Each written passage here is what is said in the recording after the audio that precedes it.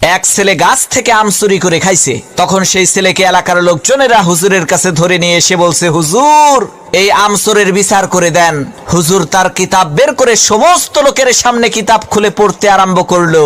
যে চুরি করে খাইছে আম তাকে দিতে হবে তার দাম, দাম না দিলে তার পিঠের উপরে কিল পড়বে ধাম ধাম।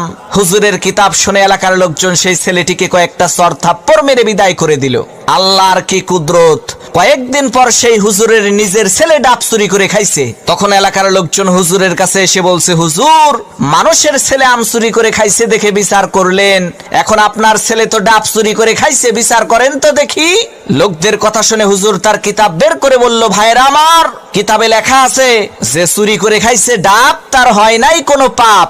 তখন এলাকার লোকজন বলল, হুজুর বুঝলাম ডাব খাইলে পাপ নাই, কিন্তু আপনার ছেলে তো একেবারে পাকা জোনা খাইছে। হুজুর তখন কিতাব থেকে পড়লো, যে খাইলো জোনা তার নাই কোনো গুনাহ।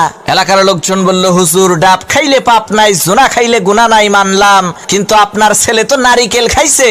তখন হুজুর তার কিতাব থেকে পড়লো, যে নারিকেল খাইছে চুরি কইরা, তোমরা সবাই মুড়ি দাও তার হাত ধইরা, কারণ সে চুরি করে খাইছে নারিকেল, এর মানে একেবারে পরিষ্কার তার দিল।